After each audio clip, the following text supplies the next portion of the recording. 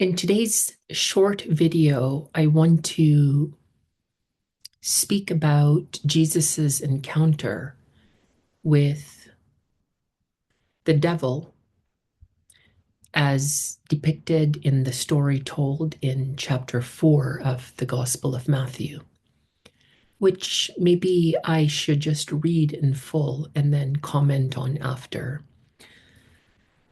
So at the opening of chapter 4, we read the following words. Then Jesus was led up by the Spirit into the wilderness to be tempted by the devil. He fasted 40 days and 40 nights, and afterwards he was famished. The tempter came and said to him, "If you are the Son of God, command these stones to become loaves of bread." But he answered, "It is written, one does not live by bread alone, but by every word that comes from the mouth of God." Then the devil took him to the holy city and placed him on the pinnacle of the temple, saying to him, "If you are the Son of God, throw yourself down, for it is written, He will command His angels concerning you, and on their hands they will bear you up, so that you will not dash your foot against a stone." Jesus said to him, "Again it is written, do not put the Lord your God to the test." Again, the devil took him to a very high mountain and showed him all the kingdoms of the world and their splendor. And he said to him, "All these I will give you, if you will fall down and worship me." Jesus said to him, "Away with you, Satan, for it is written, worship the Lord your God and serve only him."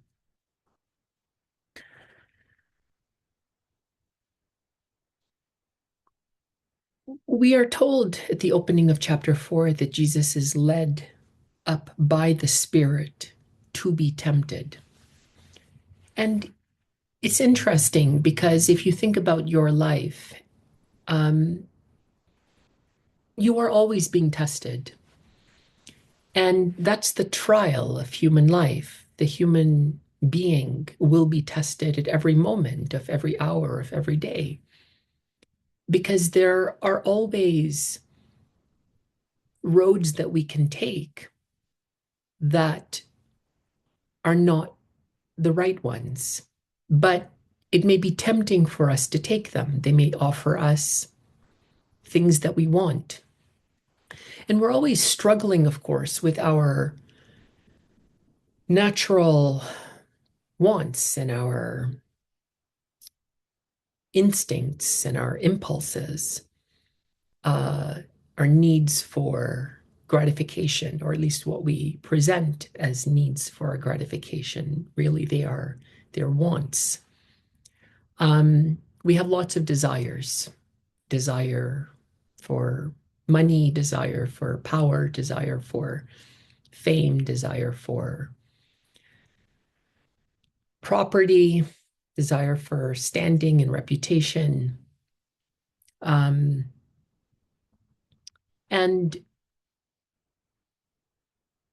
I guess the test of a human being, or a test of the human being's character, is how he or she responds to that which in him or that which in her is pulling him or her to do something that he or she knows is not right.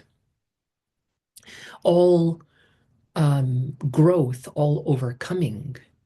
I'm thinking of Nietzsche here, demands the overcoming of a resistance, or is the overcoming of a resistance. How can you possibly overcome yourself if there was not a resistance that you had to push through? So the trial of Jesus is really the trial of every human being. It's a test, and this test is represented in a particular story. Now, we are told that Jesus fasted 40 days and 40 nights.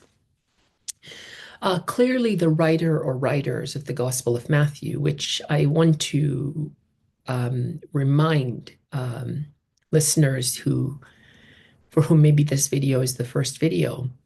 The Gospel of Matthew was likely written in the late 70s, mid to late 70s of the Common Era to the 80s of the Common Era. So we're looking at a writing that is at least 40 years after Jesus was crucified, but probably closer to 50 years or so.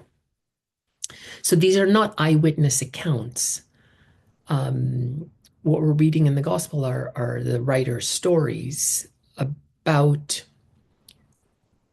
Jesus and his ministry, but they're not historical. They ultimately are meant to communicate something about what Jesus was teaching, ultimately about the value of human life and about the relationship between human being and God, and ultimately about human beings' relationship to themselves and to one another. So the number 40 appears many times in the Hebrew scriptures. Just three instances come to mind. Noah was on the ark for 40 days and 40 nights during the flood. The Israelites were in Egypt, in the desert, having freed themselves or having been freed by their God from Egypt. They were in the desert for some 40 years. The story goes in the book of Exodus. And when Moses was receiving the 10 Commandments, he was on the mountain for 40 days. So the number 40 is a number that is significant in the stories in the Hebrew scriptures. And it seems like the writer or writers in the Gospel of Matthew are just referring to that or pulling it out and using it maybe for their own purposes. Now, Jesus is tested three times. The first test is where the devil says to him, "If you are the Son of God, command these stones to become bread." What does the devil want from Jesus? How does the devil conceive of what it means to be the Son of God? What is his notion of God? What is his notion of the power of God? Well, it clearly involves the supernatural ability to do impossible things. In this particular case, to take stones and to turn them into bread. And Jesus replies, "The human being does not live by bread alone, but by every word that comes from the mouth of God." And there he is citing the book of Deuteronomy in the Hebrew scriptures, Deuteronomy chapter 8, verse number 3.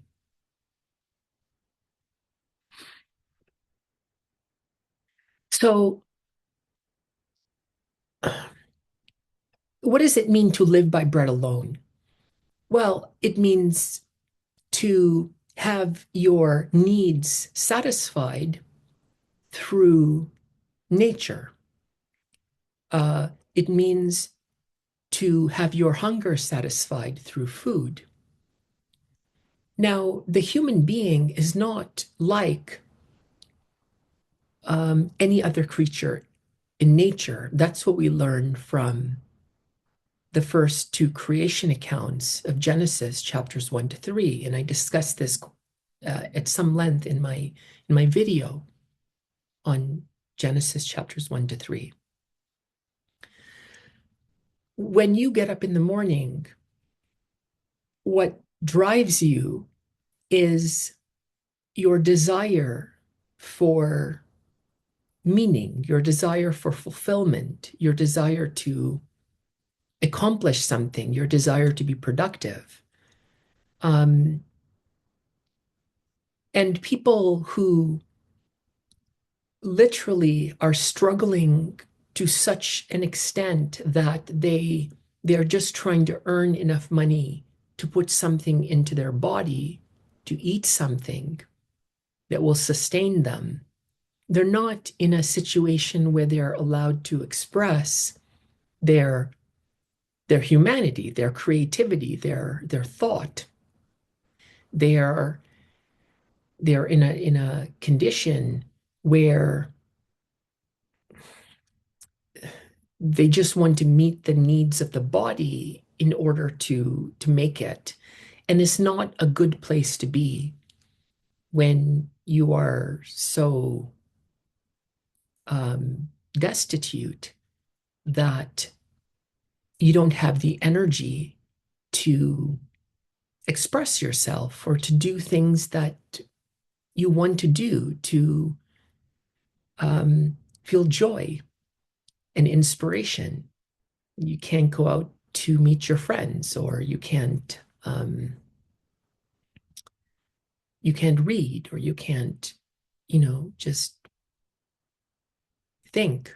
You can't go for walks. That's not a good position to be in. But, you know, most human beings in, at least in the Western world, they're not that desperate, and um, they have desires, they have wants, they have things that they enjoy doing, and they feel most alive. They are most alive when they are allowed to express their passions and fulfill their passions. And so when Jesus says the human being does not live by bread alone, but by every word that comes from the mouth of God, he's referring to meaning, he's referring to purpose. We all have a purpose, a direction, a something greater than just fulfilling the mere needs of the body. And that's why we wake up in the morning. People who wake up in the morning simply to eat, if that is their main focus, then it's very unhealthy. Um, and the purpose could be, you know, caring for your family, or the purpose could be um, pursuing a particular passion or art. But there has to be something greater than ourselves. I don't know of any person who says that he can't imagine or envision anything greater than himself or herself. Everyone aspires to realize what he or she believes is something greater. So, this is, I think, what is communicated here. The spiritual bread is not physical bread. The spiritual bread is meaning and purpose. Nietzsche had written that a man can handle any why. It can handle any how if he has a why.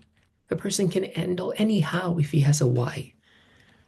The question of how to do something is easy in comparison to to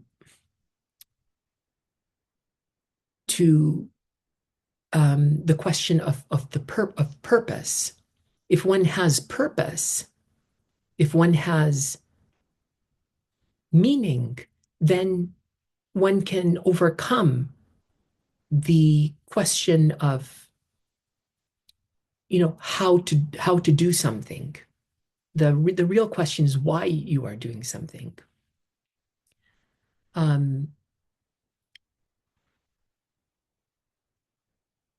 so the human being is the only creature in the universe that we know of that can make his or her own being a question for himself or herself, and struggles with the question of meaning.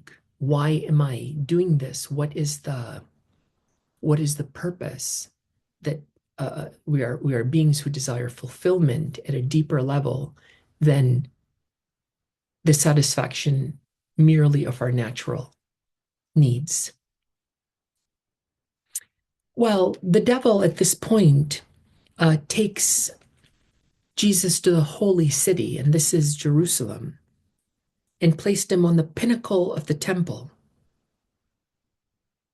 And this would have been, the part of the temple where there was a steep drop, the highest part of the temple where there was a steep, steep drop into the valley below. And this time he says, if you are the Son of God, throw yourself down. And he quotes actually the book of Psalms in the scriptures, in the Hebrew scriptures. And the devil knows clearly he can repeat verses from the scriptures. Here he cites the book of Psalm. And he says, he will command his angels concerning you, and on their hands they will bear you up so that you will not dash your foot against a stone. So the devil here is challenging Jesus to jump from the highest point of the temple. And if he is the Son of God, then his feet will not touch the ground and nothing will happen to him. The angels will save him. So for the second time, the devil is challenging Jesus to perform a supernatural miracle. That's how the devil understands what it means to have the power of being Son of God. And that's how he understands God, as a God that can do impossible things, supernatural things, things that no human being can do. And that's what distinguishes between a human being and God. And so the devil's conception of the divine has nothing to do with what really signifies what it means to be divine, or to have the spark of the divine, or to share in the divine, the knowledge of good and evil, a conscience, a moral consciousness, an awareness of one's obligations and responsibilities towards oneself and others, the necessity of love, and treating human beings as one would want them to treat you. The devil's conception it's pagan, it's non-biblical, it's conception of how the divine was viewed in the ancient Greek world, the ancient Roman world, the ancient Mesopotamian world, a god of power, a god that could do things that no human being can do, a god that was supernatural, a god that was completely separate and apart from human beings, a god that human beings feared and were destroyed by when human beings challenged the gods, as we see so brilliantly expressed in the Greek tragedies, for example, ancient Greek tragedies. Well, Jesus replies to the devil, again it is written, do not put the Lord your God to the test. Do not put the Lord your God to this kind of test, the test of supernatural miracles. Clearly, the devil has no comprehension of the biblical God. The devil has no comprehension of what it means to prove oneself as the Son of God. In fact, the Son of God, as I've mentioned in my interpretation of chapters 5 to 7 in Matthew, Jesus' Sermon on the Mount, the Son of God is one who brings peace. Blessed are the peacemakers, for they will be called children of God. And so the Son of God is extended in the ancient Roman world, which is the context of the Gospel of Matthew. The first emperor during Jesus's life, the first emperor of Rome, Augustus Caesar, who understood himself to be the Son of God, because his adoptive father and great uncle, Julius Caesar,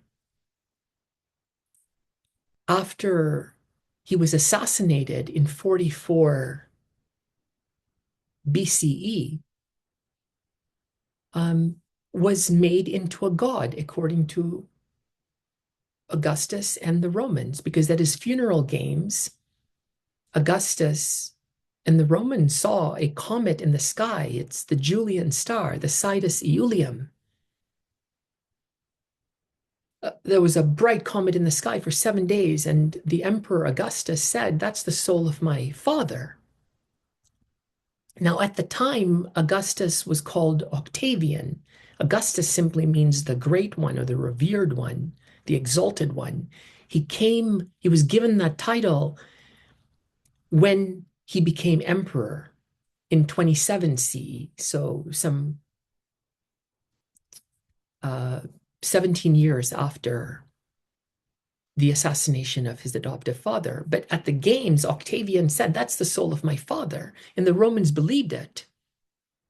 And so Augustus understood his father to have been deified, turned into a deity, which made Augustus the son of God.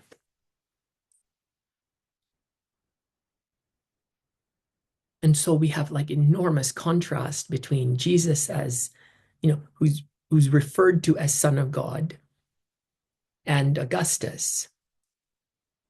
But of course, in chapter 5 of the Gospel of Matthew, the sons of God, or the children of God, are those who bring peace.